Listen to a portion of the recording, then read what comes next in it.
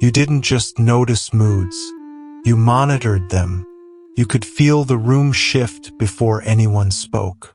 A sigh, a door closing a little harder, silence that felt heavier than words, and something in you moved immediately.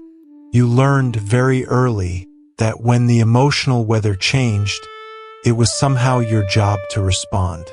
This video is about you if, as a child, you felt responsible for keeping everyone emotionally okay. Not because anyone said it out loud, but because tension felt dangerous, and peace felt like something you had to earn. You didn't think of it as responsibility back then. Felt more like awareness, like being mature, like being considerate, like being good.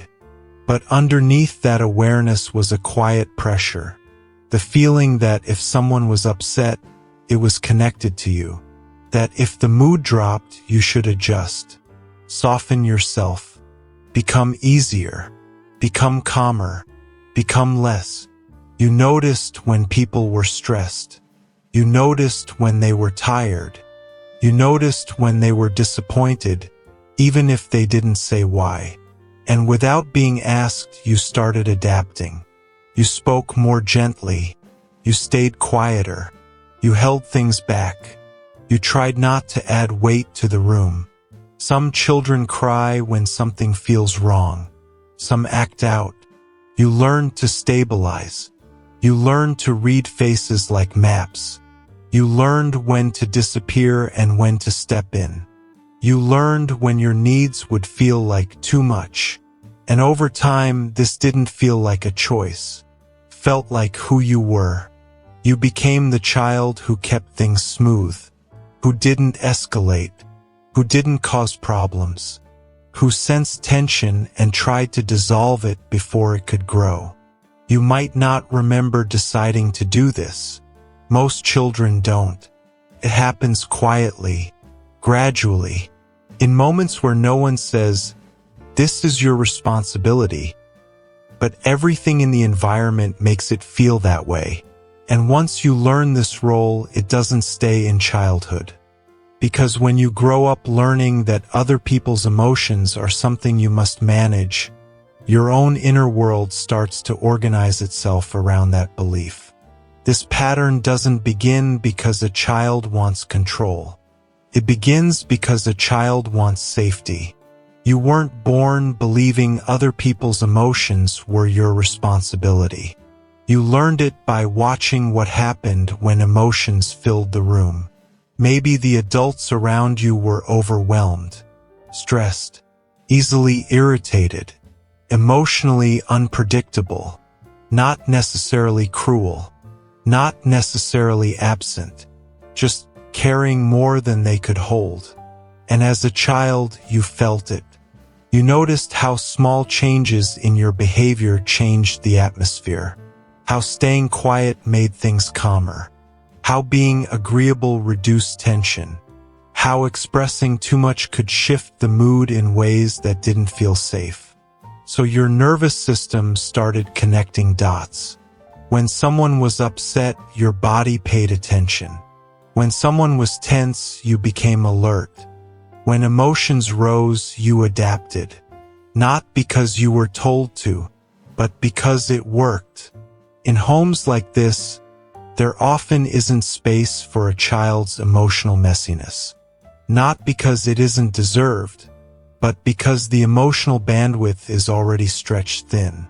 So you learn something subtle but powerful. That harmony mattered more than honesty. That stability mattered more than expression. That your role was to help things stay okay. You might have been praised for being understanding, for being easy, for being so mature for your age. And those words landed softly, but they carried a hidden instruction. Don't add weight. Don't complicate things. Don't make it harder. So when someone was upset, you didn't ask what you felt.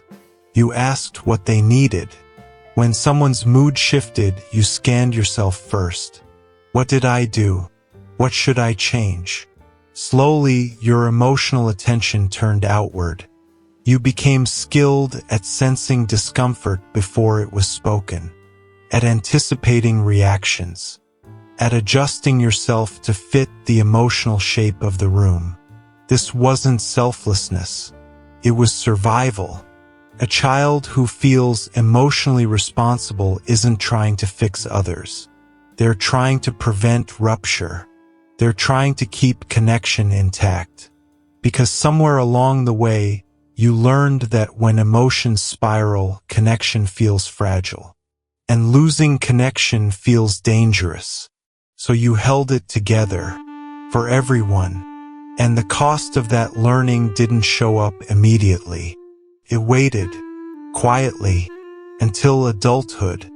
You might notice that even now, you feel a subtle shift when someone's mood changes. A tightness in your chest. A quiet alertness. Your attention moves outward before you realize it. Someone sounds distant, you wonder what you did. Someone is quiet, you feel the urge to fix it. Someone is upset, your own feelings immediately step aside. You don't panic. You don't dramatize it. You just adjust. You soften your tone. You become more careful. You make space. You take responsibility for easing the moment. And often people experience you as calming, grounding, easy to be around. But inside, something else is happening. You're rarely fully relaxed in emotional spaces. Part of you is always listening for changes, always monitoring, always prepared to respond. You might struggle to feel what you feel until everyone else is okay. Your emotions arrive late, or quietly, or only when you're alone, because somewhere deep inside, there's still that belief. If others are unsettled, I can't settle. If others are upset, I shouldn't add anything. If others are uncomfortable, I should shrink. So your needs learn to wait. In relationships, this can look like being endlessly patient, understanding, forgiving. You give people room for their emotions, but you don't always know where yours are supposed to go. You might hesitate to bring things up, not because you don't have feelings, but because you're afraid of shifting the emotional balance. You've learned that emotions have consequences, that tension lingers, that discomfort spreads, so you carry things quietly. And the conflict is this: part of you knows you're not actually responsible for how other people feel. You know this logically. You've heard it. You've even said it. But your body hasn't caught up. Your nervous system still reacts as if emotional safety depends on your regulation of others. So even when no one is asking you to carry the weight, you still feel it. You still feel that old pull to manage, to smooth, to absorb. And this creates a quiet exhaustion. Not the kind that comes from doing too much, but the kind that comes from never fully being where you are. Because you're always slightly elsewhere, in someone else's emotional state, in someone else's mood, in someone else's inner weather. And the question that lingers, the one you might not consciously ask, is whether there's space for you to exist without holding everyone together. There is nothing wrong with your sensitivity. It didn't come from weakness. It didn't come from neediness. It didn't come from a desire to control. It came from attunement. You learned to sense emotional shifts because, at one time, sensing them mattered.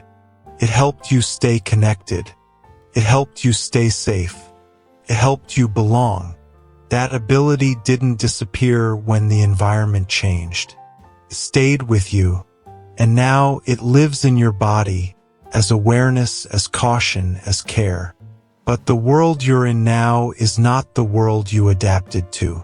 You are no longer a child whose survival depends on emotional harmony, even if your nervous system hasn't fully learned that yet. The responsibility you still feel doesn't mean you are failing to let go. It means your body is loyal to what once worked. You weren't wrong to learn it, and you're not broken for still carrying it. This isn't about stopping your awareness. It's about slowly noticing that you exist too, even when the room is heavy, even when someone else is uncomfortable, even when emotions are unresolved. You don't need to disappear to keep connection intact. You don't need to manage everything to be allowed space. You don't need to carry what was never yours to hold. And maybe the quiet truth underneath all of this is simple. You learned to protect connection before you learned you were allowed to take up emotional space. That learning shaped you. It helped you survive. And it deserves to be understood, not erased. Oh, you are not responsible for everyone's emotional weather. You never were. You were just a child trying to keep the world steady enough to stay in it. And even now, you are allowed to exist without holding everything together.